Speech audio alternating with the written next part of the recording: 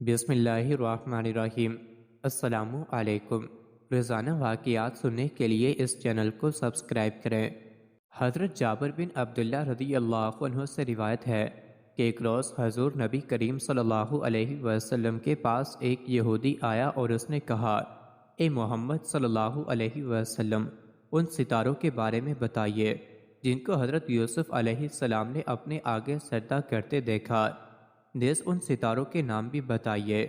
حضور نبی کریم صلی اللہ علیہ وسلم نے اس کا جواب نہ دیا اور وہ یہودی چلا گیا۔ اس کے بعد حضور نبی کریم صلی اللہ علیہ وسلم کے پاس حضرت جبرائیل علیہ السلام آئے اور آپ صلی اللہ علیہ وسلم کو یہودی کے سوال کے بارے میں تعلیم کیا۔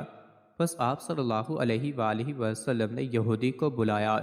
جب وہ حاضر ہوا تو نبی کریم صلی اللہ علیہ وسلم نے اس سے پوچھا، اگر میں تیرے سوال کا جواب درست طور پر دے دوں تو کیا تو دعوت اسلام قبول کر لے گا؟ اس نے اقرار کیا۔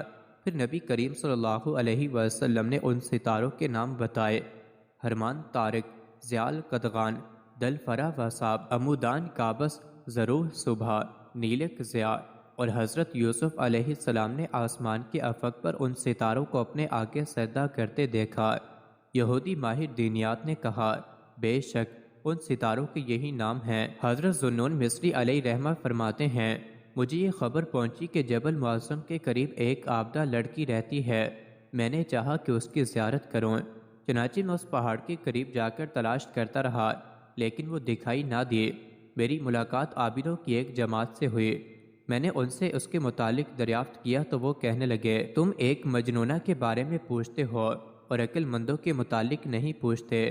میں نے کہا، مجھے اس کے متعلق بتاؤ، اگرچہ وہ مجنونہ ہے۔ وہ پھر کہنے لگے، ہم اسے اپنے قریب سے گزرتے ہوئے دیکھتے ہیں کہ وہ کبھی گرتی ہے تو کبھی کھڑی ہو جاتی ہے، کبھی چیخ و پکار کرتی ہے تو کبھی خاموش ہو جاتی ہے، کبھی روتی ہے تو کبھی ہنستی ہے۔ میں نے کہا، مجھے اس کا پتہ بتاؤ۔ تو ان میں سے ایک نے بتایا کہ آپ فلاں وادی میں چلے جائیں۔ چنانچہ میں اس کی تلاش میں چل پڑا۔ جب میں اس کے قریب پہنچا تو دھیمی دھیمی آواز میں اسے چند اشعار پڑھتے سنا، جن کا مفہوم یہ ہے، اے وہ ذات جس کے ذکر سے دل انس محسوس کرتے ہیں، مخلوق سے کنارہ کش ہو کر میری امید صرف تیری ہی ذات کریمانہ ہے۔ اے وہ ذات کے تمام لوگ جس کے بندے ہیں، زمانہ گزر جائے گا مگر تیری محبت دلوں میں ہر دم تر و تازہ رہے گی۔ آپ رحمت اللہ علیہ فرماتے ہیں، میں اس آواز کے پیچھے چل پڑا تو ایک لڑکی کو دیکھا، وہ بہت بڑی چٹان پر بیٹھی تھی۔ میں نے اسے سلام کیا تو وہ جواب دینے کے بعد کہنے لگی، اے سنون، کیا ہوا کہ مجنونہ کو ڈھونڈ رہے ہیں؟ میں نے پوچھا، کیا تم مجنونہ ہو؟ بولی، جی ہاں، اگر میں مجنونہ نہ ہوتی تو مجھے ایسا کیوں کہا جاتا؟ پھر میں نے پوچھا، کس وجہ سے تم مجنونہ ہو گئی ہو؟ تو اس نے جواب دیا، اے سنون، محبوب حقیقی کی محبت نے مجھے باندھ رکھا ہے اور اس کے عشق نے مجھے بے چین کر دیا ہے۔ پھر میں نے پوچھا، تمہارے عشق و محبت کا مقام کیا ہے؟